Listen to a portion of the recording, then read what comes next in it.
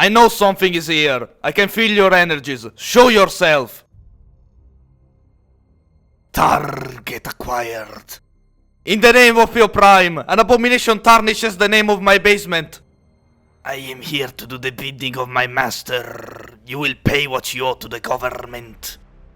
You are unworthy of the name of Appio. You are a mutant, an heretic, even worse, a demon in pure form. You are late in submitting your 1040 form by at least 5 generations. Get out of here, you monster! I'm too powerful alone for you to take on. We of the IRS are many. Watch your back, tax evader. This is war now. I will need to invoke the anti-tax PO protocol. Whatever we cannot destroy with our artillery, we will crush beneath the treads of our tanks. Whatever we cannot wither with mass firepower, we will drown in the blood of our ranks.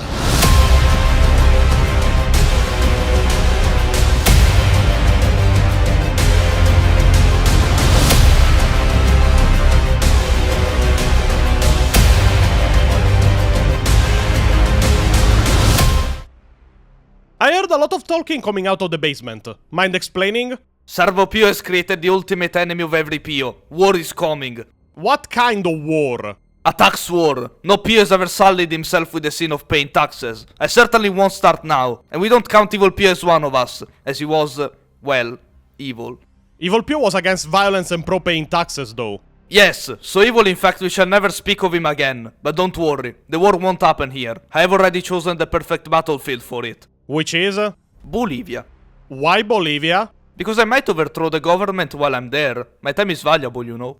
And here we are! We discussed it for months, we teased it in the video about Titus, and now it is finally happening. We will delve deep into another of the biggest wars the Imperium ever fought, the legendary Siege of Vraks. Now, let me make a premise before we start. This series isn't going to be made like the Badab War series was made. We won't just over-focus on the war for months on end and cover nothing else. This will be a long series, and I will need breaks in between episodes. So we will do one episode of Vraks and one video on something else for the entire duration of it. So that I don't end up hyperfixating on Vraks to the point of going crazy, or worse, burn out, like it happened after Badab 4. And I also have a little surprise for everyone, which the patrons of the channel already know of. I spoke with Janovic when I decided to make this series. I wanted him to do a cameo, obviously. Who else more fitting? He refused. He says he's done with 40k and won't come back. Which, to be honest, fair. The man made up his mind, and I respect that. But I also asked him to borrow, in a way, his tactical series on the Siege of Vraks to explain the tactical movements of troops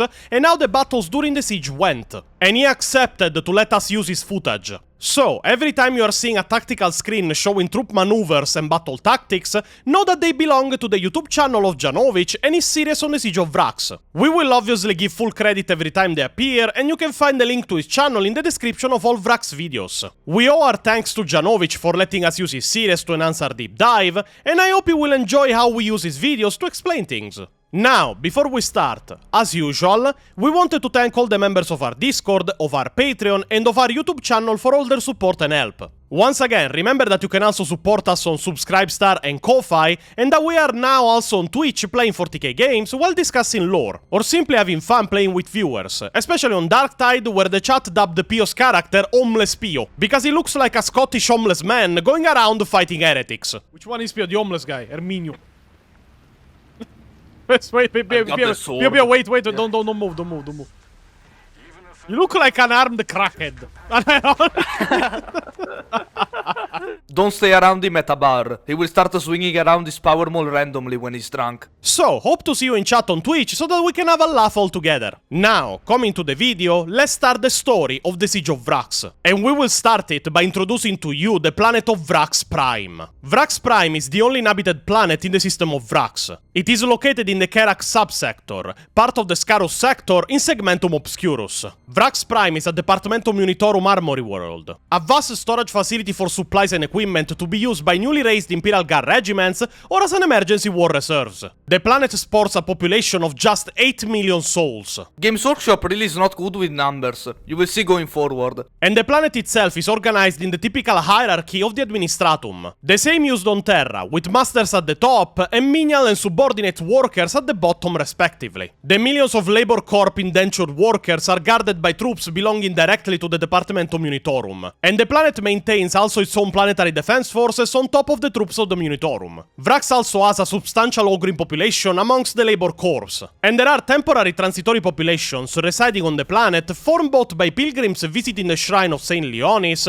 and Imperial Guard regiments that arrive for arming and equipping before being transported to a war zone. Now, to give you a bit more information on the planet of Vraks, we will move to the history of the planet before we move to its infrastructure, as it will be a key point in the events that will unfold. Vraks is a world located in Segmentum Obscurus, to the galactic northwest of the Eye of Terror. It is a pretty important planet mainly because of its strategic position as part of the Imperium's defenses against attacks coming from the Eye of Terror. In fact, the planet itself is considered part of a network of armory worlds across Segmentum Obscurus that stockpile arms and munitions for the Imperial Guard forces in case of major incursions from the Eye of Terror, like the Black Crusades of Abaddon the Despoiler. The planet itself was discovered during the Great Crusade by the Imperium of Men, and later explored by rogue trader Van Meer of the Van Meer household. He established a supply base on the planet for future expeditions, and that supply base slowly started growing. To protect it, a fortress was built on the planet, and from there, it slowly evolved into a giant armory world under control of the Munitorum. The planet is also equipped with a starport facility to allow easy access for freighters and transport vessels.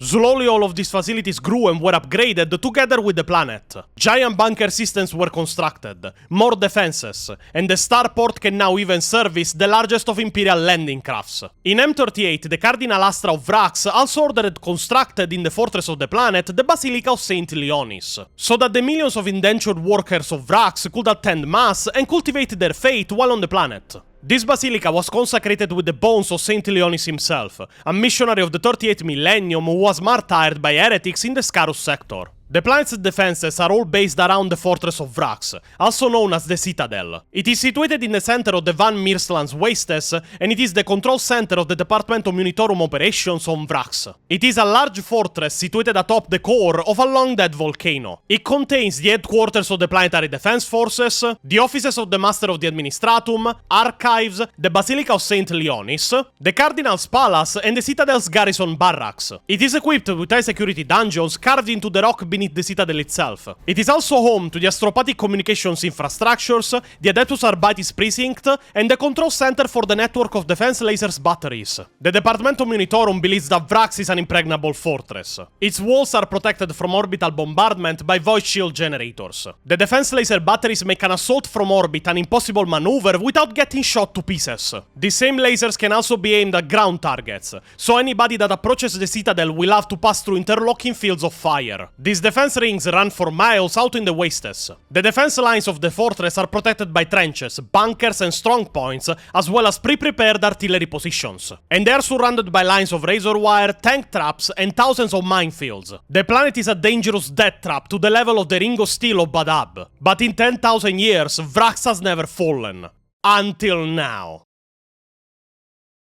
366, 804, and 41. Cardinal Astra Borgia died. He was an old man and a shadow of his former self. His body had been kept alive for over 400 years by the arcane arts of the Adeptus Mechanicus Biologis, with daily blood transfusions and the application of rare and expensive chemicals. It's what in the Imperium is known as the rejuvenant treatment. Bells tolled across the subsectors under his rule, although the old man had not left the ecclesiastical palace on the cardinal world of San Artorus for the past 200 years. Borgia's seat upon the Holy Synod was now vacant, and a replacement had to be found. The replacement was chosen from one of the proteges of Borgia itself, a man whose rise to the ranks of the Adeptus Ministorum had been aided by his powerful patron. He was known as Cardinal Xaphan. Xaphan was enthroned into his new rank as the Cardinal Astral Scarus on San Artorus. But before Before taking his place in the council chamber, the new cardinal decided he would complete a pilgrimage. He will conduct a grand tour of his new diocese, and this pilgrimage will take in the many shrines and cathedrals of the Scarus sector.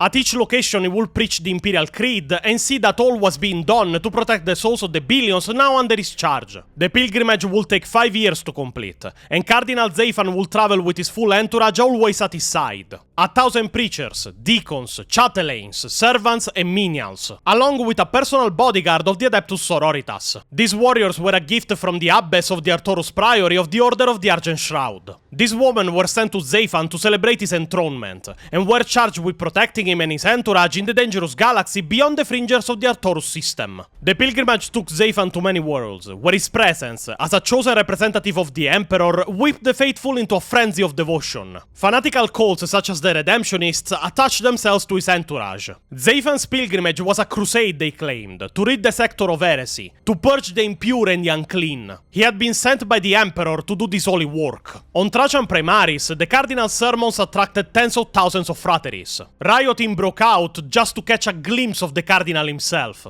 Hundreds died as the Sisters of Battle and the local Adeptus Arbitis forces fought to restore order. Thousands of faithful pledged themselves to the service of the Cardinal. From world to world, his entourage grew into a small army. Xaphan's arrival had been like a spark that had ignited the fires of fate across the Scarus sector. Some extremists were even calling him a messiah. It is in this level of fanatical devotion that Cardinal Xaphan recognized the power he was invested with for the first time with his new rank. On San Artorus there was much work to do, no doubt important work. But out here, amongst the lay people, the frateries, he was adorated. His words could raise an army. Surely out here he could best do the Emperor's work. Remember, viewers, absolute power corrupts absolutely. Back on the Cardinal world, Xaphan will spend hours debating in the council chamber, signing declarations, attending long meetings with the administratum offices. Out here he could take real action against the doubters and heretics that threaten the Emperor's divine rule. Xaphan discussed extensively with his advisors, in particular Deacon Mammon, a young man who had recently joined the Cardinal's advisors on Trajan Primaris. A practical man of action, the Deacon encouraged the seeds that were already developing in Xaphan's mind. With a leader to unite the many cults of the Imperial Creed, Xaphan's pilgrimage could become a war of fate across the sector. But Mammon advised the Cardinal that he must proceed very carefully. The Inquisition had spies and informers everywhere, and the Cardinal's movements would not go unnoticed by the notorious Ordo Hereticus. Trivia. The Ordo Hereticus was formed to keep an eye on the Ecclesiarchy after the Age of Apostasy and the Reign of Blood of Gog Vandire. You can know more about those events by watching our video on the lore of the Age of Apostasy. One false move, and the Cardinal could be arrested for breaking the strict laws that govern the Ecclesiarchy. More importantly, because of the Decree Passive, a law set in stone after the events of the Reign of Blood of Gog Vandire, the Cardinal couldn't command men under arms of any kind. The Deacon was sure the spies of the Ordo Hereticus had already infiltrated Xaphan followers, and would be his greatest obstacle in starting this holy war. With Mammon whispering in his ear, it seemed that Xaphan could not trust anybody, and he needed an inner circle of trusted advisors around him. Reliable men who could be vetted and kept under surveillance to safeguard their loyalty. Most importantly, he needed a secluded planet on which to prepare the plan. Deacon Mammon's choice was Vraks, a Departmentum Unitorum armory world, a huge storehouse for war material. But it was also the site of the Basilica of Saint Lyons the Blind. Lyons had been a missionary, martyred in the 38th millennium after having his eyes removed while spreading the word of the Emperor across the unsafe systems of the Scarus sector. The idea of Deacon Mammon was that the Cardinal's pilgrimage should visit the shrine and take up residence in the palace attached to the Basilica, which already belonged to the Cardinal as part of the estates that accompanied his position. The Deacon requested permission for Xaphan and his followers to visit Vraks. The Departmentum Unitorum obliged, and the Imperial Navy provided a vessel to transport the Cardinal together with an escort to protect him. Vraks would be the seat of the Cardinal's power in the Scarus sector until he was ready to resume his pilgrimage and begin his holy war. Xaphan's arrival on Vraks was a grand formal occasion, culminating with a procession to visit the bones of Saint Lyons the Blind in his shrine, led by the Cardinal himself with his entire entourage in ceremonial robes. Thousands of fanatical pilgrims followed in his wake. All formalities completed, Xaphan retired to his palace with his closest advisors. Few saw Cardinal Xaphan after those first meetings. He didn't make appearances in public, he sealed himself away within the palace,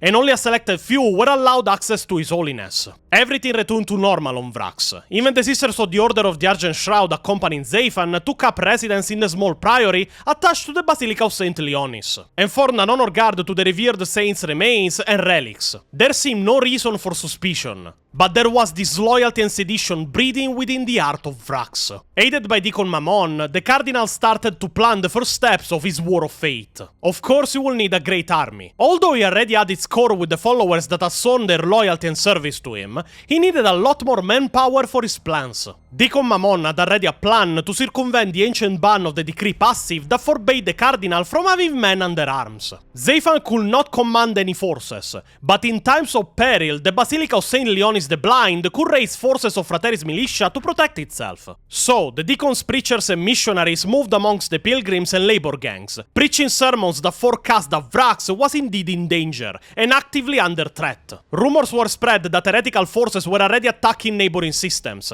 and that Vraks must be ready to defend itself. The preachers recruited Frateris militiamen by the thousands, and soon the Basilica had a small army of men to defend it. The mood on Vraks became one of religious zealotry. Any who spoke out against the Cardinal were shunned, demonized, or sometimes even arrested and dragged off to Vraks dungeons. The Cardinal was the planet's savior, the mob's messiah, and he would lead them all to salvation from the heretic forces that were threatening the planet. At the same time, Deacon Mammon was also busy establishing an inner circle around the Cardinal of fanatically loyal followers, drawn from the many frateries who had sworn oaths of loyalty during his pilgrimage, or from the pilgrims already on Vraks. He would also instruct the Cardinal's preachers to recruit what he called the disciples of Xaphan. These would be the Cardinal's closest supporters, many could trust and who would fight to the death for their master against any foe. In the inner circle of Xaphan were also absorbed the commanders of Vraks garrison, the stewards of the citadel, and the high-ranking commanders of the Vraks militia. Mammon saw the loyalty of these men as vital, and with the Cardinal's vast wealth,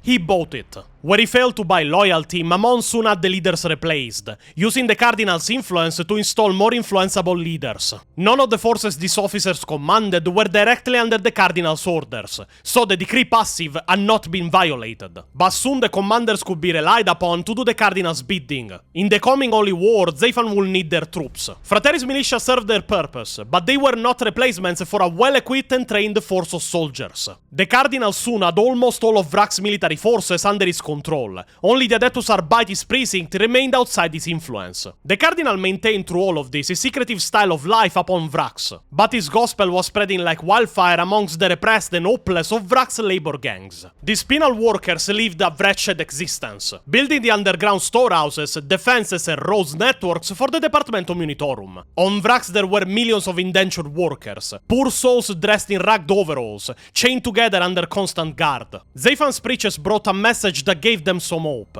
The Cardinal could redeem them of their crimes and allow them to join his coming crusade. There was hope of an escape from their brutal and short lives, and that hope lit in them the fires of rebellion. The Cardinal's message also reached other ears. Deacon Mammon was in fact right. The Inquisition did have many informers, and news of his preachings alarmed the agents of the Ordo Hereticus. The Ordo Hereticus has seen it before. Cardinals whose personal power led them to stray from the Emperor's light. Powerful men who began to believe that they themselves could be worshipped like the Emperor. It was the sacred duty of the Ordo Hereticus to stop them by any means necessary. They issued secret orders to end Cardinal Xaphan's short reign. And if we follow the canon timeline offered in the novel, in the year 810 and 41, they requested the Officio Assassinorum for a Vindicator assassin to be dispatched to Vraks, to take care of the Cardinal covertly. The sniper-wielding assassin had been lying in wait for his chance for many days. He had infiltrated the citadel disguised as a pilgrim visiting the relics of St. Leonis, and under cover of darkness avoided the guards to climb to the highest towers of the basilica, from where he could see most of the citadel grounds. And on a narrow ledge, camouflaged by stealth suit, the Vindicator patiently waited for his chance to strike. He carefully watched the Cardinal's palace, the movement of the guards, the arriving guests and departing officials, all to find a clear shot to take out Cardinal Xaphan and end the madness that was boiling on the planet of Vraks. And it is here that the death warrant of millions of souls will be signed, and it all started from one single bullet.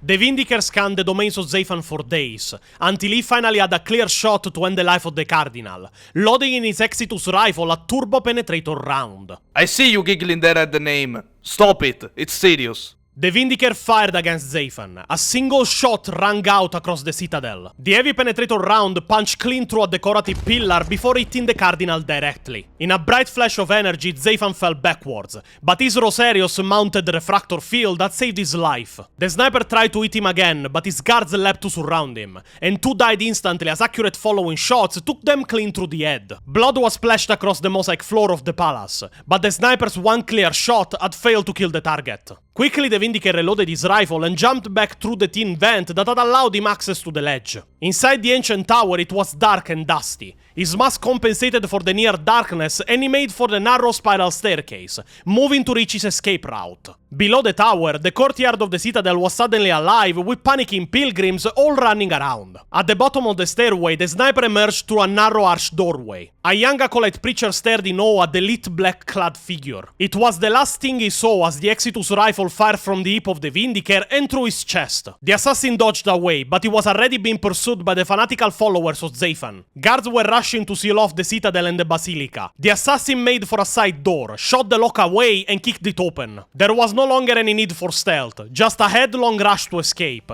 and death for anybody who got in his way. He discarded his rifle and took his pistol out instead, running as fast as his own bullets down a dim, high-vaulted corridor. Citadel guards were clattering in behind him. Firing blindly over his shoulder, two guards fell down, bleeding. The sniper dodged into a side alcove and rapidly fired more pistol shells down the corridor to keep the guards back. From the far end of the corridor, more guards appeared. Now surrounded, he started desperately looking for an alternative escape route. Rolling across the corridor, he found another sealed doorway and opened it by blasting away the hinges. Beyond was an old stairway down into the basilica's ancient vaults. He rushed down into the musty darkness, but into a dead end. Here lay the sarcophaguses of ancient holy men, as well as the scattered remains of the many pilgrims that had died while visiting Vraks in past centuries. The guards were soon coming down the steps behind him, and the first through the stairs archway died to another well-aimed pistol shot. But the guards had him cornered now. Nowhere left to run, grenades were hurled in, and the mortuary chamber began to fill with dust and smoke. More grenades followed, then in rushed the guards, weapons blazing. His last two pistol shots killed two more guards before the cornered assassin died,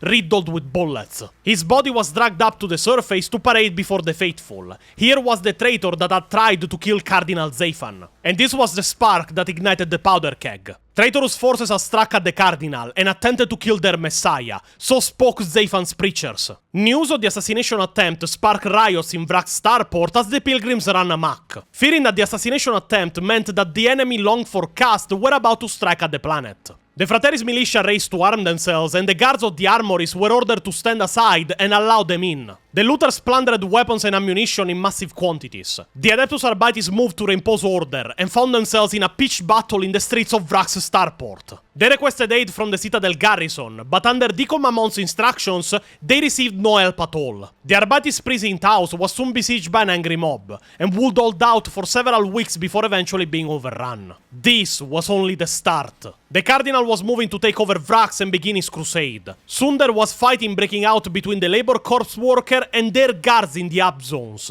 with more and more laborers following their lead and cutting themselves free of their chains before looting the armories for weapons. The guards fled rather than face the enraged mobs. Those still loyal to the Master Prefect of Vraks tried to issue orders to raise the militia to combat the rebels, but found those orders quickly countermanded by the Cardinal's officers. For the next few days, disorder and chaos reigned on Vraks. A full-blown civil war had just started on the planet. There were bloody battles and riots everywhere, often between sides who did not know why they were fighting. The prioress of the Order of the Argent Shroud requested an audience with the Cardinal. Surely mobilizing her battle sisters would help restore order, or at least aid the beleaguered Adeptus Arbites officers in Vraks starport. Instead, she was immediately arrested by the disciples of Xaphan and thrown in Vraks dungeons. Following her arrest, the disciples marched into the priory and arrested the remaining sororitas sisters. And know that this makes my hate for Xaphan 100 times stronger. Nobody touches my muscular tomboy Bolternans but me. This brought to you by this golden Italian barely disguised fetish. I never tried to disguise it. You either love muscular tomboys or you are not cultured enough.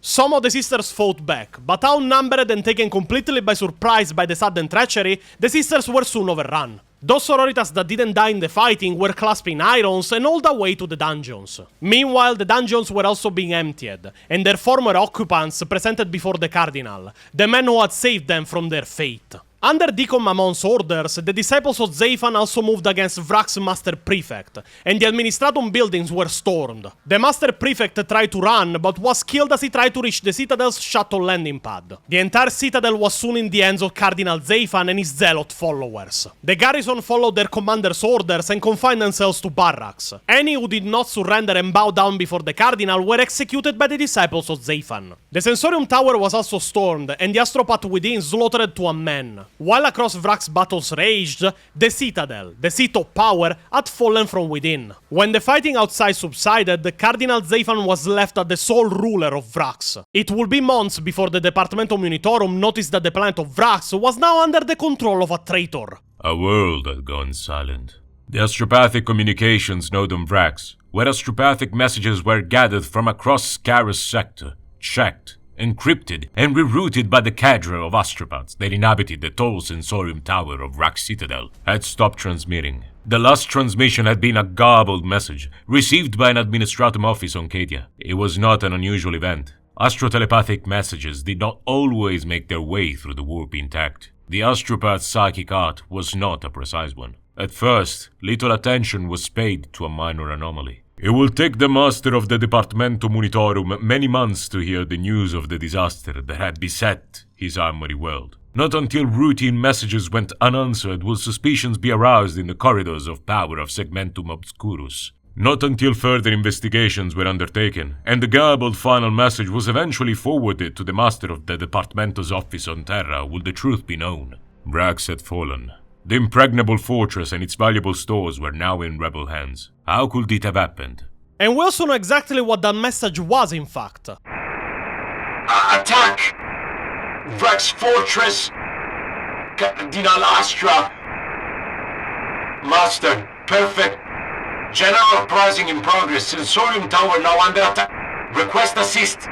Urgent! Command our souls to the Emperor. But this was only the beginning. The Departmentum Munitorum would answer this affront, and Vraks will soon be a battlefield.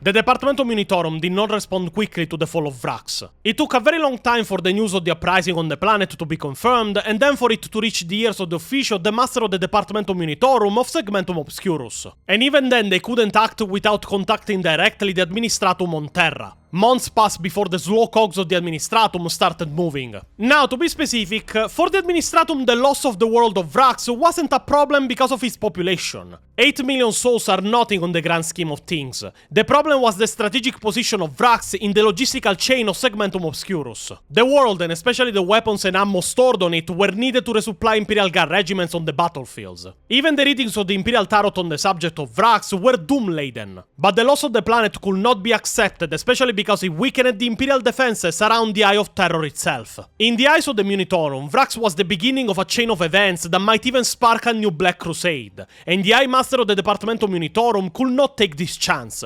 Vraks must be retaken. The order to retake Vraks was issued to the Imperial Guard High Commando Segmentum Obscurus, situated on Cadia. The Lord Castellan and Lord Commander Obscurus both sat upon the council as plans to retake Vraks were discussed, but they knew that a conquest wouldn't be easy. Vraks was a war designed to withstand attacks. Its defenses have been constantly improved upon since ancient times. Vraks was a bastion world, impervious to direct assault. It simply had never fallen. Some on the council even considered retaking the planet pure folly, and suggested that the Munitorum should just abandon the world and the stockpiles as if they were lost, and focus on producing more to make up for it, and take measures so that a situation like this never arises again. But the order to retake Vraks had come directly from Terra, under the seal of the Prefect of the Master of the Administratum's office, a high-ranking servant of a High Lord of Terra, and simply could not be ignored. And even then, everyone in the Council knew that failure to act would lead to swift consequences directly from the Ordo Hereticus. The first option considered was the obvious one, a swift direct assault. Obviously, when you're unsure about the tactic to use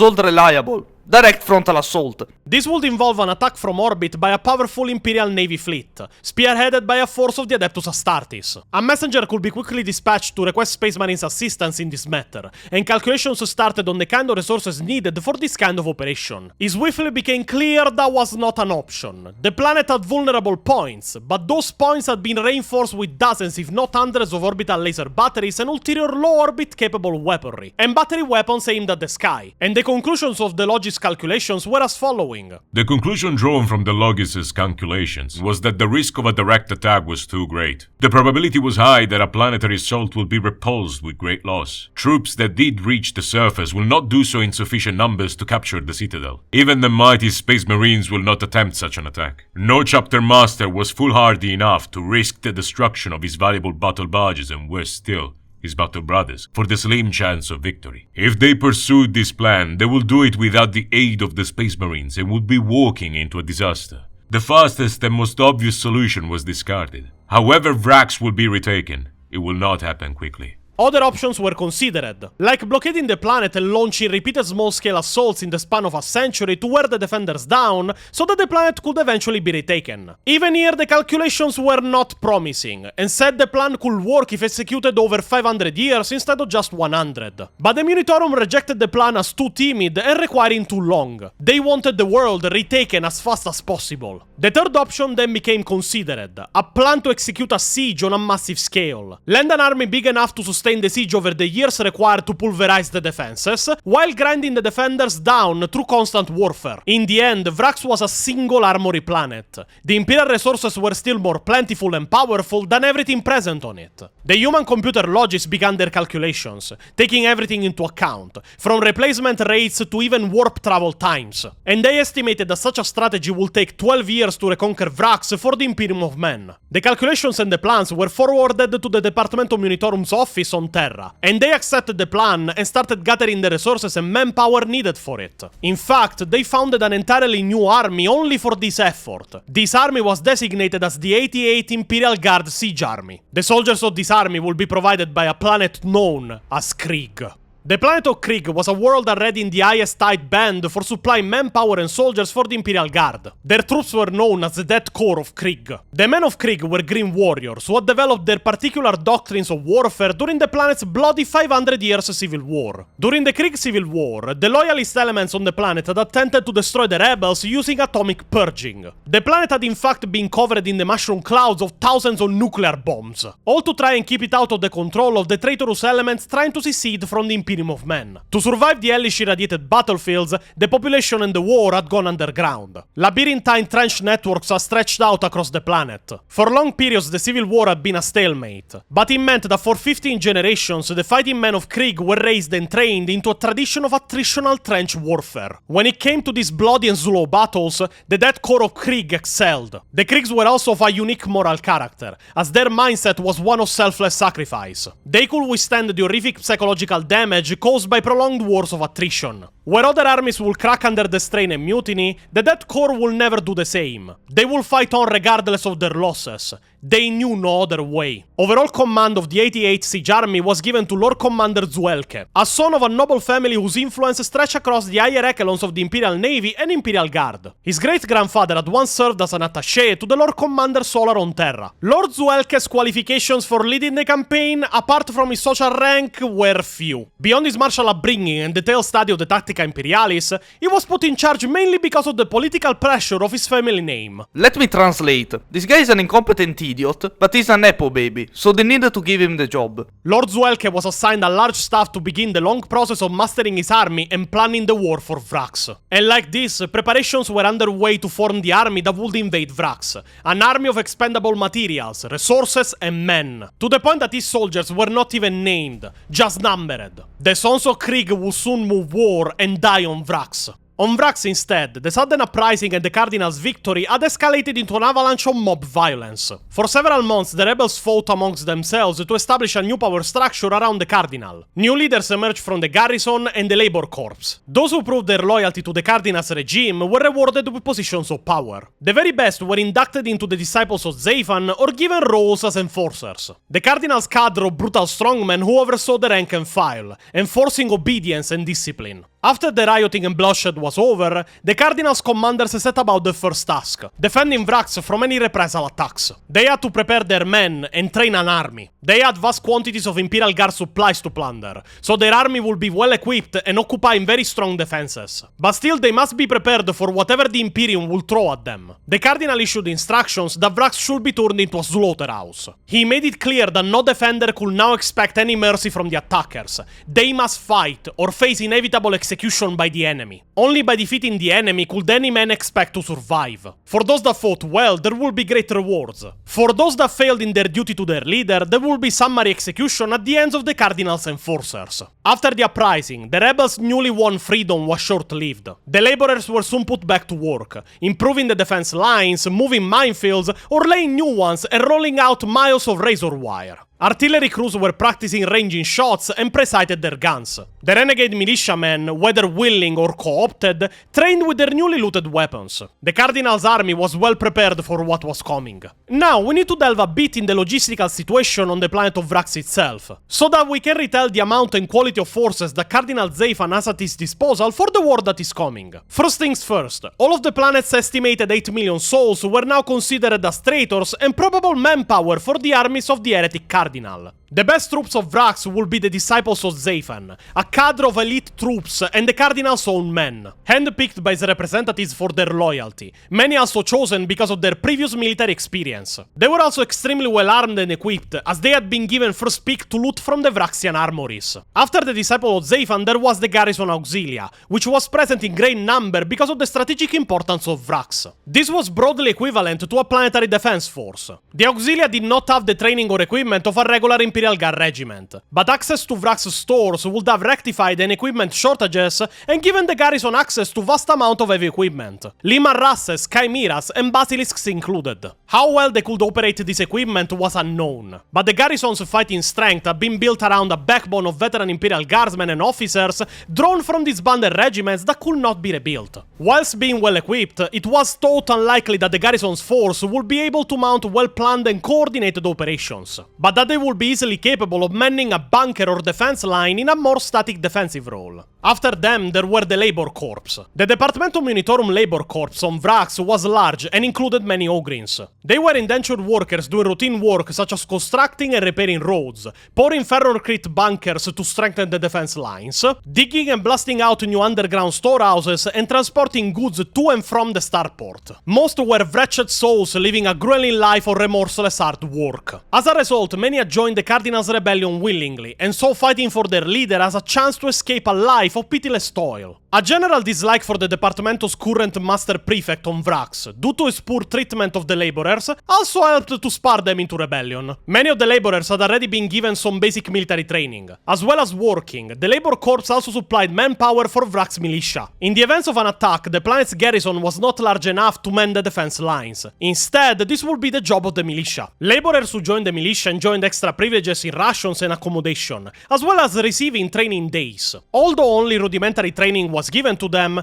Vraks militia was a massive force. 1 in 4 laborers either volunteered or were conscripted into the militia. Lacking any sort of heavy weapons, artillery or vehicles, they were a third-line force. But, again, their lack of equipment could be rectified, and once armed from the stores, with additional training, they would be troops capable of holding static defensive positions. The fourth and last source of manpower for the Cardinal's army was the itinerant pilgrims and the Departmentum Unitorum's own workforce of administrators and bureaucrats. These were effectively men with no military experience, but they too could be armed to hold a static position. Many of the pilgrims were actually tricked into joining the Frateris militia in the belief they were defending the shrine of Saint Lyons against incoming heretic forces. But they truly had no idea who they were fighting, and thought they were just doing their holy duty. They too were given weapons from the stores and bunkers of Vraks, but it seemed that these troops were given the lowest priority when the equipment was being issued. To flank these renegade forces were Xaphan's own men, his agents and preachers who moved through the ranks, teaching the Cardinal's gospel and reinforcing the loyalty of his own troops.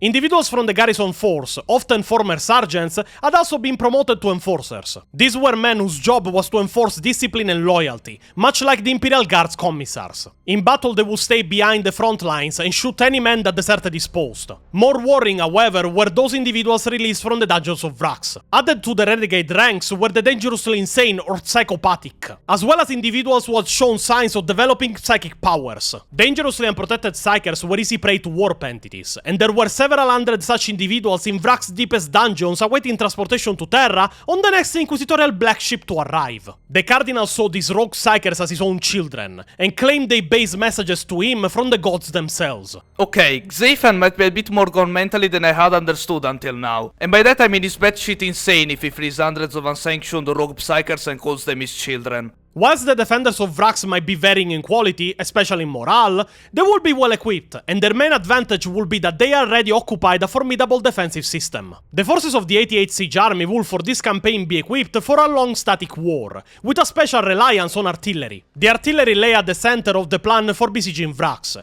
It will be a gunner's war from the start, and artillery will be needed to blast the enemy from their defenses, allowing infantry attacks to sweep forward in their wake. They were armed with every kind of close range and long-range artillery equipment available in the Imperium, from small mortars used on front lines to earth-shaker cannons and even bombards, and will also be reinforced by independent artillery companies and regiments to strengthen the force applicable to an attack. The 88th Siege Army was also equipped with tanks, but in this case as breakthrough and exploitation forces instead of the traditional mobile armored regiments. The tanks will be used to support infantry attacks, there will be no mass tank battles, and the plan intended to stifle the enemy's chance for mobile warfare. Still, Liman Rasses, Baneblades and Gorgons would have their part to play in assaulting the enemy. But the environment of Vraks itself would be a challenge to navigate. Vraks itself was a barren and drab planet, covered in a sulfurous layer of old volcanic dust. It was bare and rocky. The climate was warmer than Krieg, but violent electrical storms were a daily occurrence. The sudden downpours drenching everything before ending as suddenly as they had started.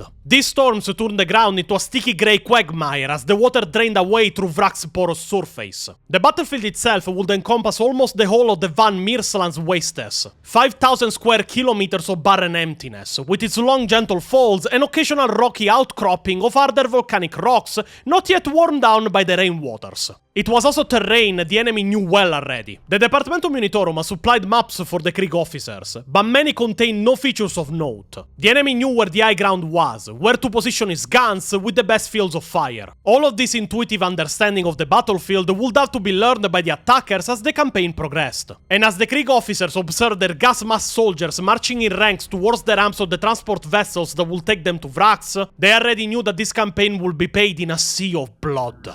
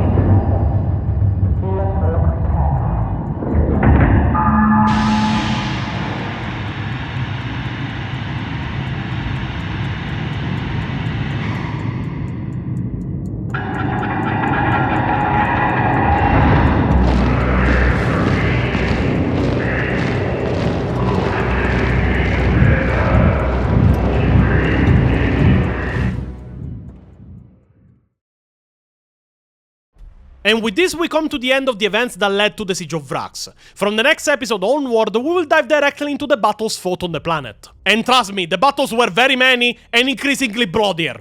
Okay, good, because I have my own troops to return to, and I need to do so urgently. My fellow POs, today we stand on the verge of a mighty war. Servo P has committed the ultimate sin. He has created a tax worker PO breed, also known as IRS PO.